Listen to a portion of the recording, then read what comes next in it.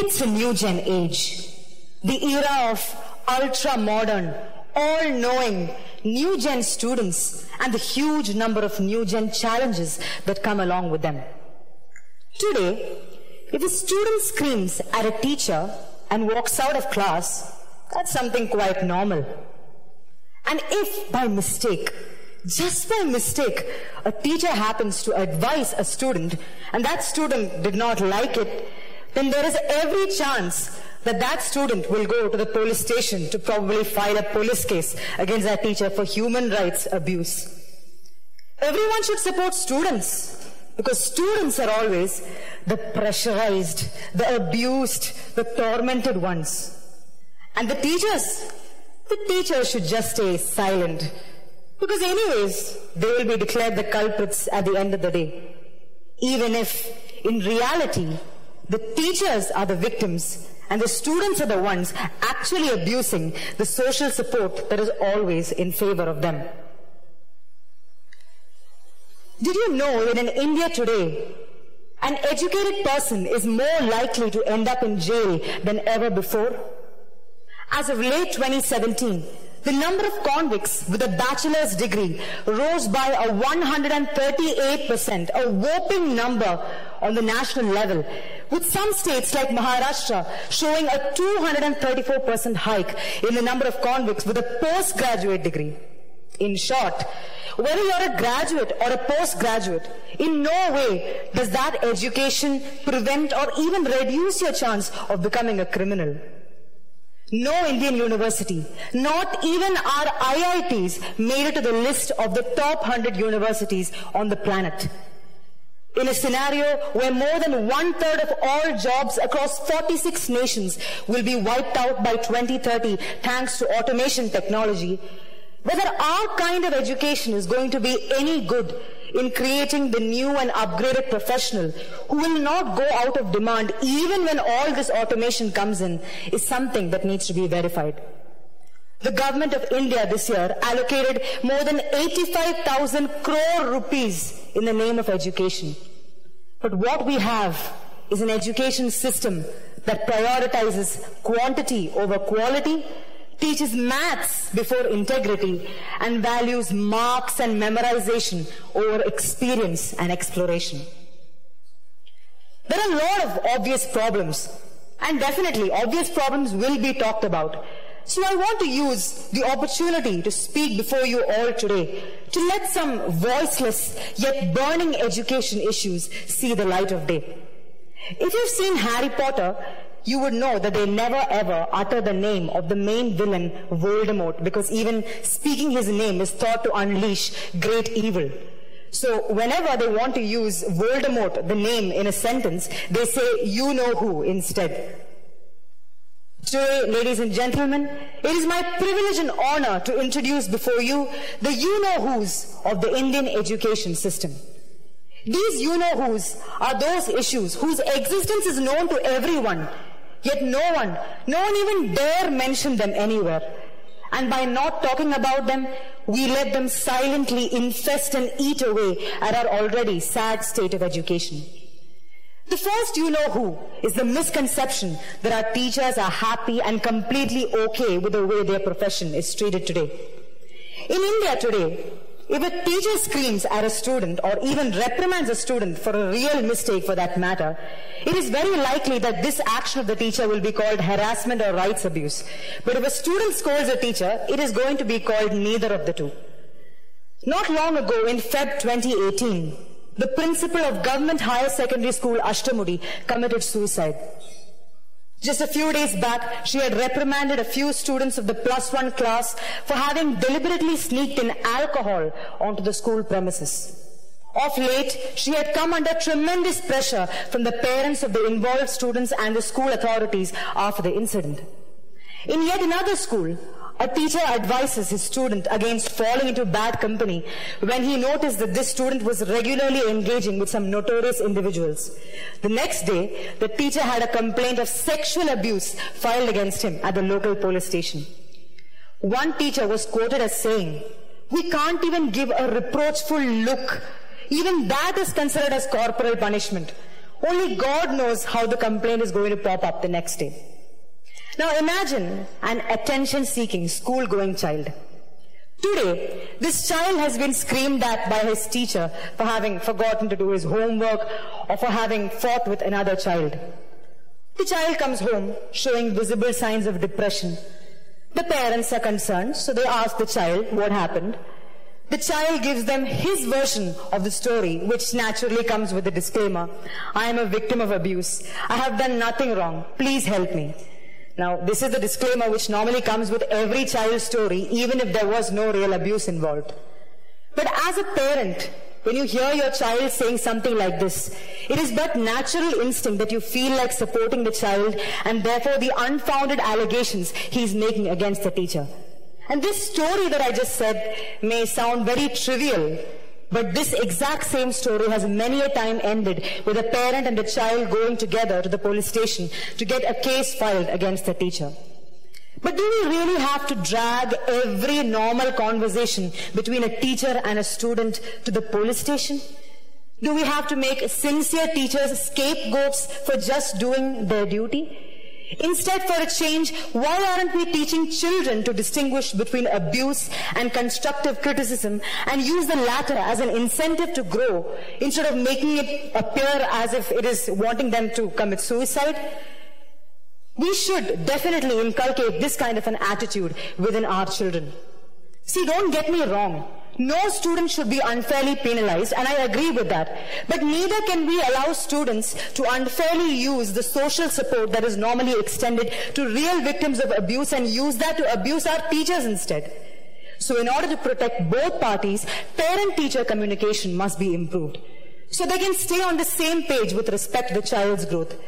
See, parents need to be sensitized to the difficulties that teachers face when dealing with such huge groups of diverse students with different learning abilities, styles, and needs. Moreover, teachers need to be given some legal protection to carry out their duty without the fear of being misunderstood, so that no teacher has to painfully swallow down a piece of advice or warning that our students rightfully need and deserve to grow into better people. Not only will this help the growth of our students, it will reduce the stress levels of our teachers. The second you-know-who is one that is a little bit more talked about. The lack of values in the Indian education system. Is the education that is being meted out at India's educational institutions really helping build better human beings? What comes to my mind when I ask this question is the 2016 arrests of 6 young Malayalis who were recruits of a notorious international terrorist outfit and were planning terror attacks in Kerala. Just a few weeks back, the National Investigation Agency has extradited yet another Malayali from Afghanistan who had gone there to join the exact same terrorist outfit. Radical organizations like these have succeeded in planting their roots in the best educated state of India, our Kerala, even successfully transporting them to war-torn places like Afghanistan to join them in the mission of destroying the lives of many innocents. And the catch is, many of these people are very well educated. Another article from the National Interest spoke of the finding that 2/3 of the 25 terrorists who hijacked the 4 planes that crashed into the World Trade Center on that fateful day of 9/11 had attended university. 2 of them had doctorates and 2 more were pursuing a PhD. So they all had an education, just that they did not know where and how exactly to put it to use. And you might think that how probable is it that today's graduate students are going to be tomorrow's terrorists? But it is not as unlikely as you think. Take the case of the rising militancy in Kashmir. This militancy has claimed more than 41,000 lives in just over 27 years since 1995, and even today, more and more Kashmiri youth are getting indoctrinated and radicalized. As Ralph Waldo Emerson once very famously said, "You become what you think all day long." The more children are exposed to good ideals, the more likely that they will actually use them.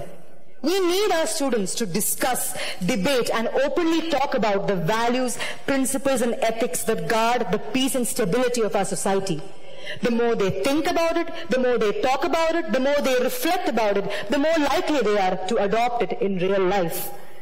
Only then can we hope that definitely there will come a day when someone will not use an Indian degree or a doctorate as a license to build bombs or destroy the lives of innocents. Let's make hay when the sun shines. See, in an age like today's, when children and students are exposed to so many positive and negative elements through social media, if the education system does not take the initiative to build the values of students, students will form them on their own, decide for themselves what is right and wrong. And then ideologies die hard. Once formed, it becomes very difficult to remove or reshape them. And then there's no point running from pillar to post about counter-terrorism and de-radicalization. It's very important that we bring in values into our Indian education. And the last you-know-who I want to take on is the pointless rigidity in the Indian education system. For too long, Indian education has revolved around academic results and has harbored the idea that a student is just what his percentage says. Who said? We need to be propagating the idea of the student who has dreams and ambitions so big that do not deserve to be caged within the norms and rules and walls of a classroom. I quote from the famous YouTube video, "What is School For?" Students would benefit from an extra hour of sleep rather than putting them through the torture of an extra essay, reading 150 pages, doing problems 1 through 60 on the worksheet, and having 3 projects due by the end of the week. Students get so much work, but no one ever teaches them the time management skills to deal with it. Did you know that Finland is a country where they have shorter school days, homework has been thrown out of the system, and students focus more on collaboration than competition? And guess what? They have the #1 education system in the world. Why is it that we think that if students, practiced slogging day in and day out, working their way through heaps and mounds of assignment and record writing, most of which is copied, is going to help them some way in life? The same video says, some reading, some writing, some basic arithmetic, that's fair. But are you telling me that knowing about igneous and metamorphic rocks is more important than knowing about self-care? If suicide is the leading cause of death among 10 to 24-year-olds worldwide, and especially so in India, and Harvard studies suggest that the biggest predictor of one's success is self-control and emotional health, then why in the world aren't students being taught how to deal with bullies, stress, and rejection? How about anxiety or depression? Aren't these the life skills that are going to prove useful? The same video expands school as the 6 cruel hours of our life. Now imagine a student who fails every exam. He sits on the last bench in every teacher's class, goes around every day thinking he's a failure, a good for nothing. Now, even if that student had some passion, some enthusiasm, a desire to do something big on the inside, trapped between our inflexible methods of blackboard teaching, which is a one-size-fits-all approach, and the ginormous portions that need to be completed, it is very likely that this child is going to be ignored and permanently labeled a failure.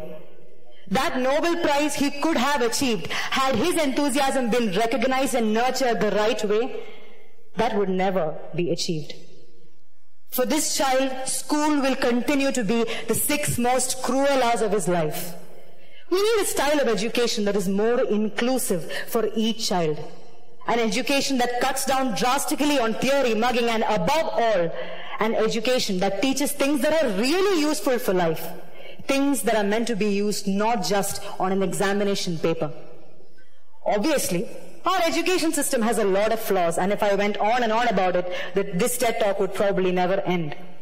But not discussing them, not debating our problems, not going over them, ignoring them, saying things like the system is hopeless, now what can be done? That definitely does not answer our problem. See, it is very important that we realize that it is this exact same system that generations and generations of Indian students who are going to determine the course of our country's future have to navigate and get through. But if this system cannot promise to make better people, responsible citizens, happy and enthusiastic youngsters who can serve as the building blocks of our society, then will it be fair to our future generations if we stand and watch as mute spectators while they spend at least 17 years of their life stuck in a system that does not help them discover themselves, their values, or their talents? I echo Ed Markey when I say, our youth may only be 19% of our population, but they are 100% of our future, and therefore we cannot afford to give them substandard education. So on behalf of every teacher and every student who is and will be part of the Indian education system, I want to say, it's high time we stop refusing to change, to evolve.